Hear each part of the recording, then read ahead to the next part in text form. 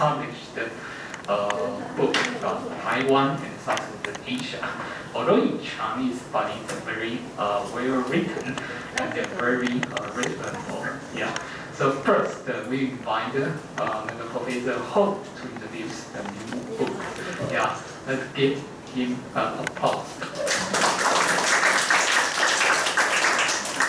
Thank you, Professor Lin. This is supposed to be the closing ceremony of the conference, but we use this opportunity to launch these two books. So good afternoon. We're going to have a sumptuous dinner after this boring closing ceremony, these boring speeches by myself and my Professor Koo. So we gathered here today to celebrate the launching of two books. One, Southeast Asia Under Stress. This book is really under stress. It's been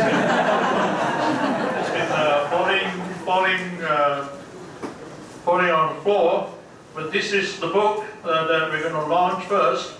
Southeast Asia Under Stress, COVID-19, Geopolitics and Domestic Challenges, edited by Professor Wenbing Lin, Professor Samuel Koo, and myself.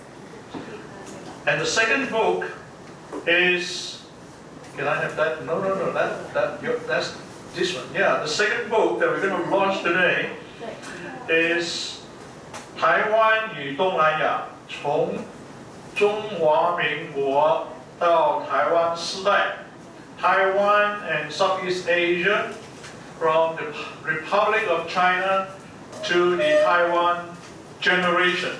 Single authored by Professor Gu Xiangyu. So this is really a moment of joy for the Department of Southeast Asian Studies at Wenzao, right? Because these books published by or edited by the teaching staff, the faculty of the Department of Southeast Asian Studies. So I'll take this opportunity to say a few words about these two books. Now, Southeast Asia Under Stress, COVID-19, Geopolitics and Domestic Challenges is really a collection of excellent papers presented at the International Conference of Southeast Asian Studies last year, that is 2021. As you know, the department organizes the international conference annually, every year, without fail, even during the period where we experienced the pandemic. And after each conference, what we do is we form a committee and select the best papers, and publish them. And we did that consistently. And this book is the 4th volume. I think you see all the books in front of us. Well, I don't know whether it's in sequence, but certainly this has been the product of the hard work by the faculty of the Department of Southeast Asian Studies at Wenzao. Now, in addition to the books that we published, we also submit excellent papers from the conference to Bandung. That's the academic journal, right? Bandung, the Journal of Global South, which is an internationally recognized academic journal. And in 2020, Bandung published 6 articles, okay, 6 articles in Volume 7, 2020, Issue 2, and we were the guest editor, right, of that particular issue. Now, in the coming issue of Bandung, that's 2023, the next issue, the journal will also publish 4 of the papers presented at the conference last year, okay? And this time, the guest editor is Professor Wenbing Lin.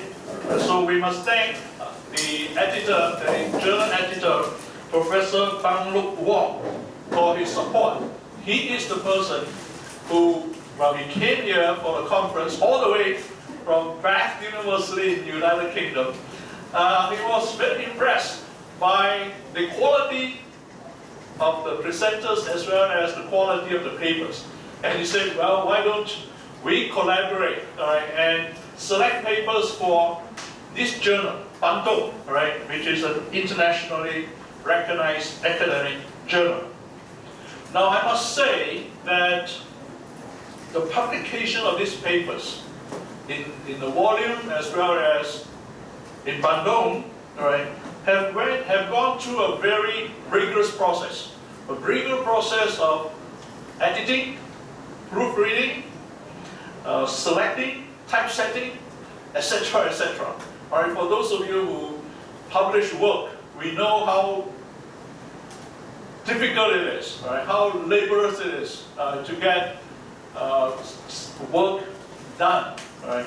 Now, we of course are very well aware, right, and thoroughly aware that we need to meet the international standard of academic publication, right, in order to maintain the good name, right, of the university as well as the Department of Southeast Asian Studies at Wenzao. Right?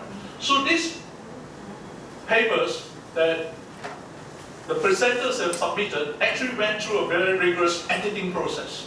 Okay, and I have heard from the paper writers, right, that when they receive, right, the edited work, the piece, right, article that they returned to them, they were very surprised, right, indeed, the amount of amendments and revision that they had to do in order to meet that international standard of publication. So thanks to the commitment and the hard work of everyone involved, right, then we are able to gather here today to witness the launching of this book. Right. Special thanks must go to Mr. Otto Chan. Otto, are you here?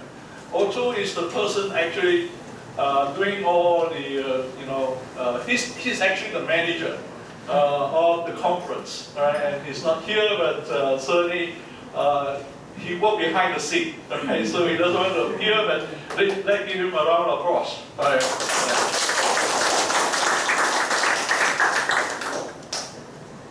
Okay, so that's the first book, okay?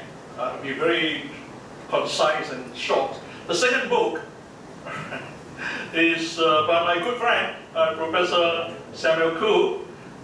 Now, Professor Samuel Koo, do I need to introduce him? I don't think so. Everyone knows you. We all know him so well, and I'm always jealous of him. I'm always jealous of him, not because he has published more than anyone else, but because there's so many students, and all his students, all his admirers. Okay.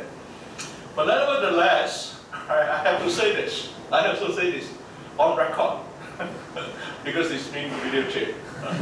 Professor Koo is a leading and well-known authority in Southeast Asian studies in Taiwan.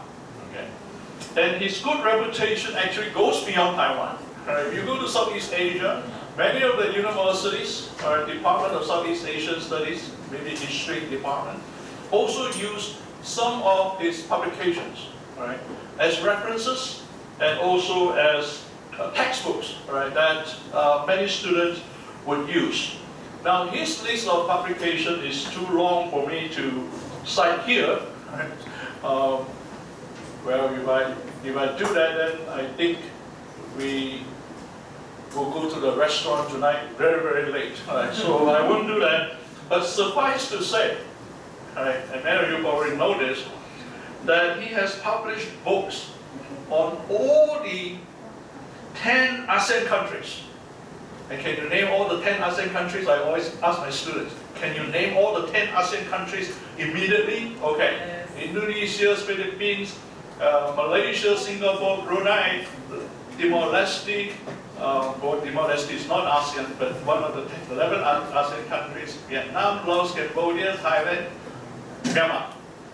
Professor Hu has written individual books, right, on all the ASEAN countries. I think you have not written books on Timor-Leste yet. Not yet, okay. But that is his next project. Okay, that's his next project. Now this is no small achievement. How many of us can actually, boast that you have written work on, every country in Southeast Asia? I have written work on Singapore. I have written work on Malaysia, but just 2 countries. But 10 countries, that is no small achievement. So to me, this book, Taiwan and Southeast Asia, is really his crowning achievement of his academic career. Right? Crowning achievement. Why do I say that? Because in a sense, throughout his academic career, which spans about 35 years, I think 35 or 40 years, right? Actually, we graduated more or less the same time, from the same university, supervised by the same professor. Okay. So we went back a long way. So I know, right, this is really his crowning achievement in his academic career, because this subject matter, Taiwan and Southeast Asia, is a subject that he has been teaching, has been researching, and has been writing for all these years, you see. So he's able to put all his thoughts together, right? Well, in the last couple of years, during the pandemic, I think he will tell you that the pandemic actually, well, do harm to a lot of people, but it also has a positive effect of giving us probably more time for reflection and for research, okay? So this book, which is 446 pages long, how thick it is? Now, this is, I think, unlike this book, which was given to everybody free. Am I correct? This book is not given to everybody free. You have to buy it because it's very thick. But it's worth buying the book and taking it home, despite its weight. Okay. But in any case, I think the book is full of fresh ideas and offers a holistic and historical perspective to look at Taiwan and Southeast Asia relations. So I highly recommend this book to everybody, all right, not only for those who are interested in Southeast Asia per se, all right, but regional relationship, international relationship. So ladies and gentlemen, let me conclude by saying, all right, that thank you for your presence to witness the launching of these 2 books. This is really a joy for all of us, especially for the Department of Southeast Asian Studies at Wenzao. This annual international conference offers a platform for Southeast Asianists, like all of you, right, to exchange ideas and an opportunity to build friendship. So I hope this one-day conference, right, has given you that opportunity, and I hope that we will be enjoying the rest of the evening. Right, the dinner will be sponsored by the Department of Southeast Asian Studies. All the fun actually have been given by many of the sponsors, which Professor Lin has made so much effort to look for them. So I hope you have a rewarding time in Kaohsiung. Thank you very much.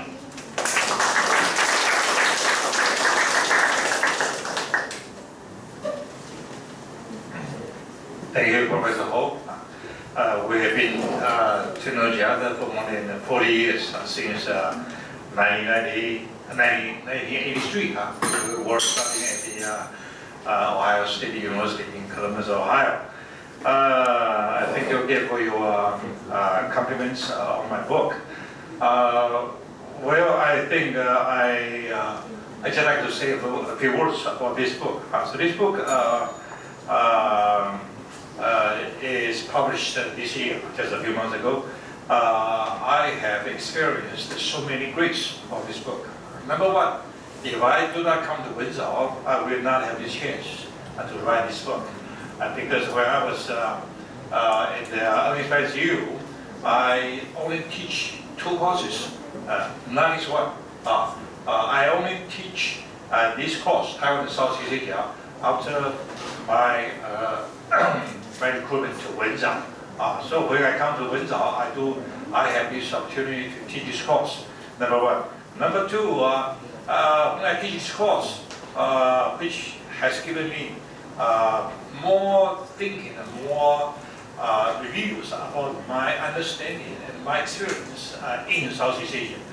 During the last 30 more years, I have been to Southeast Asia so many times, including every country in that area except East Timor. So I also have a lot of chance to contact local people, including students, faculty members, government officials, congressmen, businessmen, and many people that I do not know when I was walking on the street. So so when I began to teach this course, I collect these materials, my personal experience in Southeast Asia. I also select a few pictures that I took in Southeast Asia. So I do feel very, very valuable for this book because it is kind of my, collections of my, my collection of my experience and my knowledge about Taiwan and Southeast Asia. So this book is very, very meaningful to me. Then finally, I also think this book is meaningful for students or for who are interested in Taiwan and Southeast Asia. See, right now, as I am teaching this course in Wenzao, Taiwanese, young Taiwanese, or general Taiwanese public know Southeast Asia because of the new Southbound policy, which was promoted by President Tsai Ing-wen. But actually, Taiwan and Southeast Asia began to have some interactions since the early 20th century, when Dr. Sam began to promote his revolution movement in Southeast Asia. Why? Because Southeast Asia is the area that has the largest overseas Chinese population around the whole world. So when Dr. Sam began to mobilize the support of overseas Chinese in that area, he also had a chance to reach the Chinese people in Taiwan. Then when he began to establish the Republic of China in 1911, then the overseas Chinese in that area continued to extend their support to China. At that time it was under the ROC. So ROC, it is from overseas Chinese in Southeast Asia. Then the ROC was established. Then in 1945, when Japan was defeated after the war, so Taiwan was given back to the ROC. So this is a historical development from the early 20th century to present time. So when we want to understand Taiwan and Southeast Asia, I think we have to go back to the history of Taiwan and Southeast Asia. So this book is very, is taking a very historical perspective to examine Taiwan's relation with Southeast Asia. Number one. Number two, this book covers 3 major content about Taiwan's relations with Southeast Asia. The first one is political relations. So far, many people understand Taiwan does not have any diplomatic relations with Southeast Asia. But actually, Taiwan or the ROC did have formal diplomatic relations with the Philippines, Thailand, and South Vietnam before 1975, right? And ROC also had a consul office in Malaysia. So these are the political relations between the ROC or Taiwan with Southeast Asia before 1975. Right? So that is the first part of Taiwan's relations with the Southeast Asia. And the second part covers Taiwan's economic relations with Southeast Asia. To your surprise, right now many people may understand Taiwan has done a lot economic assistance to countries in Southeast Asia. However, in the 1950s, in the 1960s, and even in the middle of 1970s, actually Southeast Asia has done a lot of investment in Taiwan, much more than Taiwan's investment in Southeast Asia. It is starting from the mid-1980s, particularly after the end of the Cold War, Taiwan began to invest Southeast Asia. So what you know about Taiwan's economic relations with Southeast Asia actually has gone back to the 1950s. Then you may have a full picture about the economic interactions between Taiwan and Southeast Asia. And finally, it is about the social relations between Taiwan and Southeast Asia, which is also a major part of my book. Okay. Once again, right now, what you understand about Taiwan and Southeast Asia on social relations probably is about, for example, students exchange, educational exchange, and I think migrant workers in Taiwan to Taiwan, and we also have many Southeast wives in Taiwan. However, if you look at my book, then you may understand in the 1950s, in the 1960s, and in the 1970s, Taiwan already had social interactions with Southeast Asia.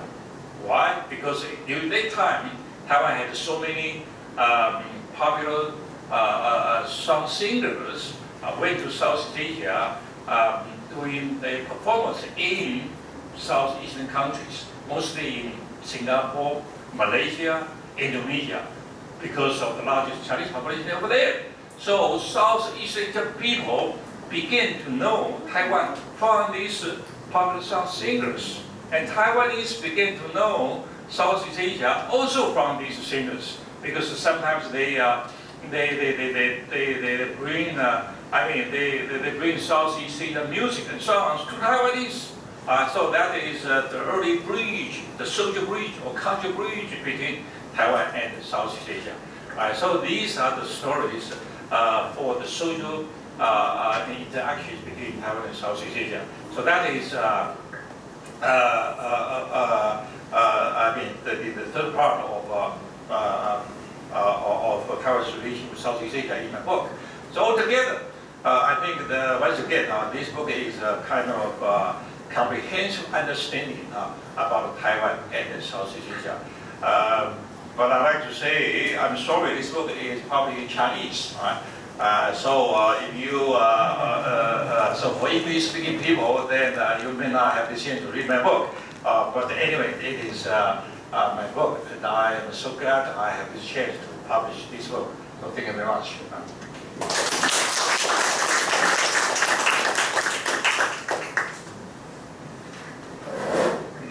Thank you, Professor Ho and Professor Koo.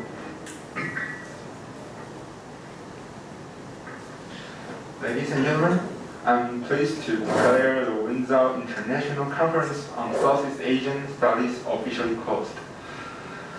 I would like to thank the speakers of their excellent presentations, and thank you all for coming and making this conference so successful. And we provide a video for today's conference for you. Hope everyone will like it.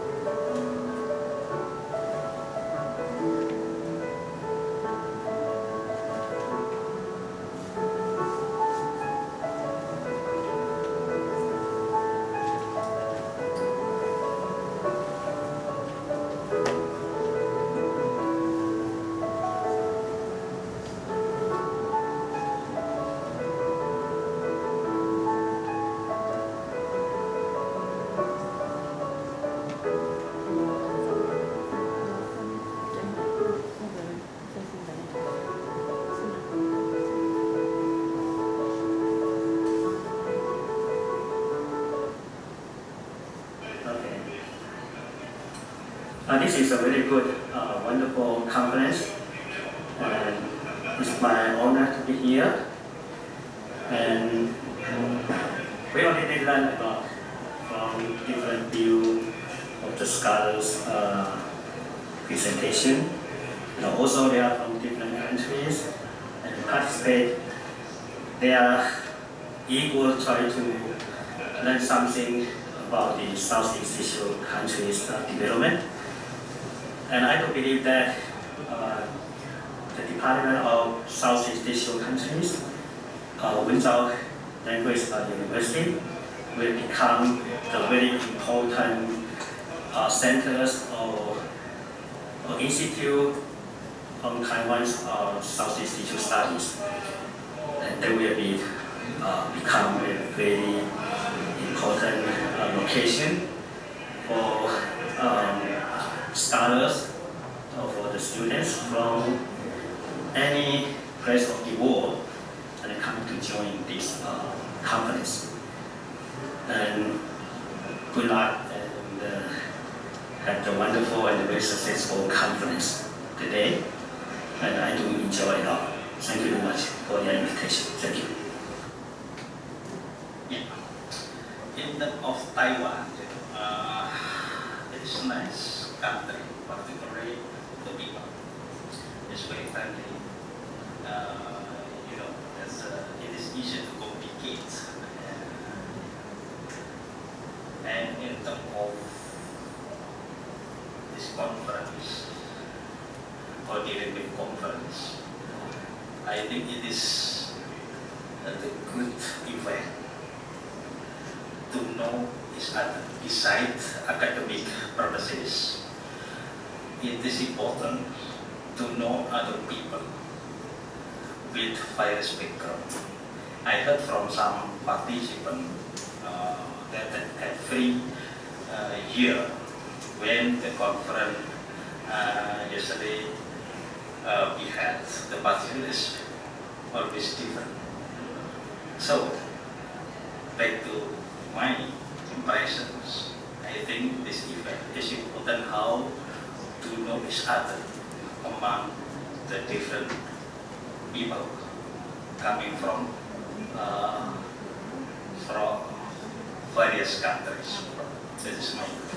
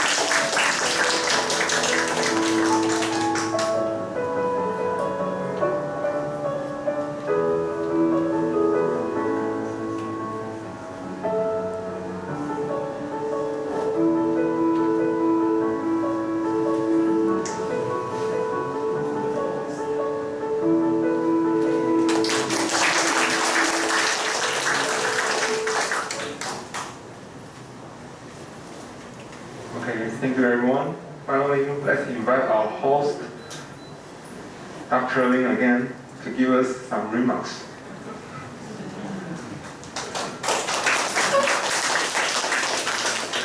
Yeah, indeed, I am very appreciate all of you for coming our annual conference. Thank you for your big effort. If you are research, the work are research hard, and they're writing hard, not writing hard, typing hard.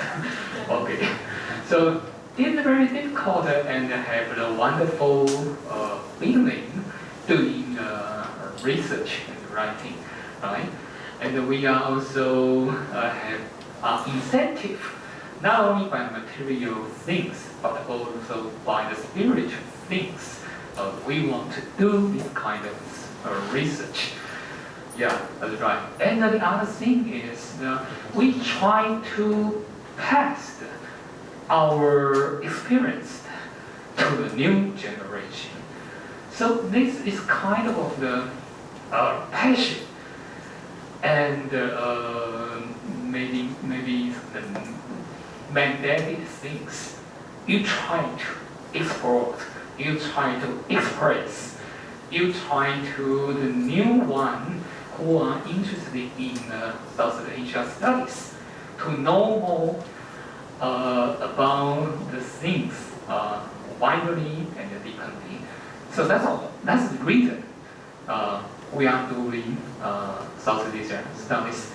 Not only the Professor Gu, Professor Ho, including all of us.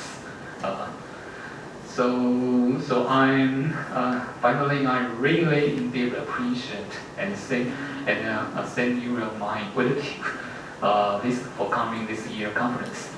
And of course, we were consistently to organize the next year, next 2 years, continually till forever, even the earth, till the end of the world. And I have some word. If you want to find some hard copy, it's okay. And also, if you want to download electronic file, it's also okay. We will send the linkage after probably the next week after the conference. You will freely download the electronic files for your reference, because we think our research should be made known for everyone. And the more readers read our outcome research, and make more productive in the future for everyone. So finally, I thank you. Thanks again. Let's give applause for our lovely students and teams for supporting this conference. Again.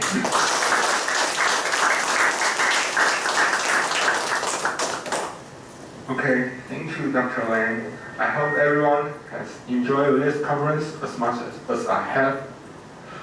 And let us meet again next year. And wish all of you have a nice day. Thank you.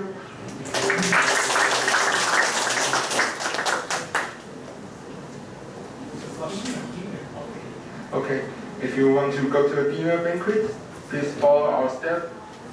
Okay, and we also provide a dessert box for the scholars who won't attend the banquet. And thanks again, everyone.